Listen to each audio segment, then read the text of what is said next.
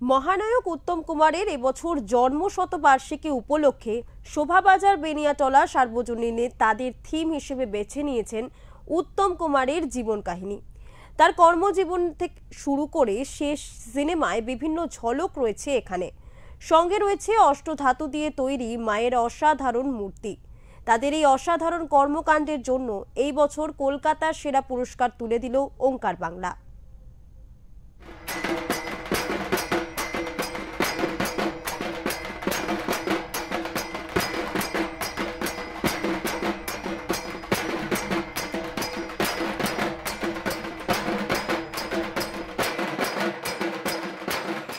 এখন আমরা রয়েছি শোভাবাজার বেনিয়াটলা সার্বজনীন দুর্গোৎসব কমিটির কাছে। এবছর এখানে যে থিম তৈরি করা হয়েছে তা সত্যি অন্যান্য সকল পুজো মণ্ডপের থেকে কিন্তু সম্পূর্ণভাবে আলাদা বলাই যেতে পারে। তার কারণ এবছর এখানকার যে থিম তৈরি করা হয়েছে সেখানে যে মানুষটির ছবি গোটা মণ্ডপ জুড়ে দেখা যাচ্ছে তিনি আমাদের ভীষণ প্রিয়, ভীষণ কাছের, যার সিনেমা আজও একইভাবে প্রত্যেক বাঙালির মন কেড়ে নেয়।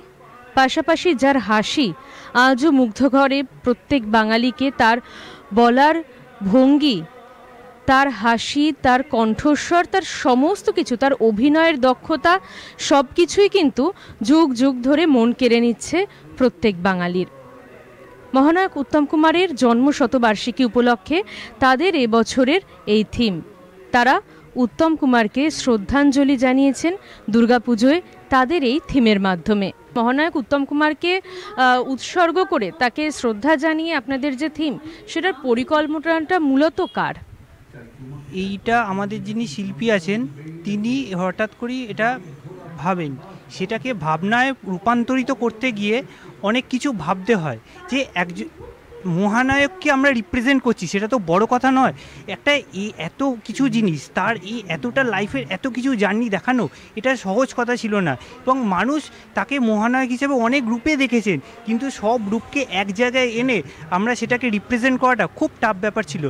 তার সঙ্গে মহানায়কের বিভিন্ন তত্ত্ব, তিনি মহানায়ক কেন হয়েছেন, মহানায়ক হওয়ার আগে তিনি তার কিরম লাইফ ছিল, আমরা সমস্ত এখানে ইনফরমেশন মাধ্যমে তুলে ধরেছি। আমাদের মণ্ডপে আপনাদের অনুরোধ, একবার আসুন, মহানায়ককে আপনারা সামনে থেকে দেখতে পাবেন। টিভিতে তো অনেকবার দেখেছেন, এখানে ব্ল্যাক অ্যান্ড হোয়াইট মহানায়কও আপনার সামনে ধরা দেবে। মহানায়ককে কেন্দ্র করে এবছরের এই যে থিম তুলে ধরা হয়েছে শোভাবাজার বেনিয়াটলা সার্বজনীন কমিটিতে, তারা কি পুরস্কার পাচ্ছেন ওঙ্কার বাংলার পক্ষ থেকে জানতে ইচ্ছা করছে তো? তারা এবারে কলকাতার সেরা পুরস্কার পেয়ে যাচ্ছেন তাদের এই অন্যতম ভাবনা চিন্তার জন্য। এবং তার পাশাপাশি যে জিনিসটা সত্যি না বললে চলে না, তা হচ্ছে এখানকার যে প্রতিমা রয়েছেন। এখানে কিন্তু 2022 সালে তারা কিন্তু এই প্রতিমা প্রতিষ্ঠা করেন এবং এখানে কিন্তু নিত্য পুজো হয়। অর্থাৎ এখানে কোনো মাটির প্রতিমা বা অন্য কোনো রকম প্রতিমার পুজো এখানে হয় না। তাদের বিশেষভাবে তাদের তৈরি এই প্রতিমা, অষ্টধাতু দ্বারা তৈরি এই প্রতিমায় কিন্তু তারা সারা বছর পুজো করেন। অর্থাৎ এই প্রতিমা আপনারা বছরের যে কোনো সময় এলেই কিন্তু আপনারা প্রতিমা দর্শন করতে পারবেন।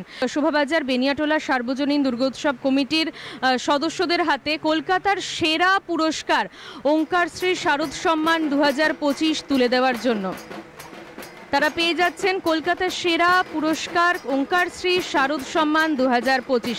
জোরে হাততালি চাইব। একটু চিয়ার আপ তো হবেই নিশ্চয়ই। শোভাবাজার বেনিয়াটলা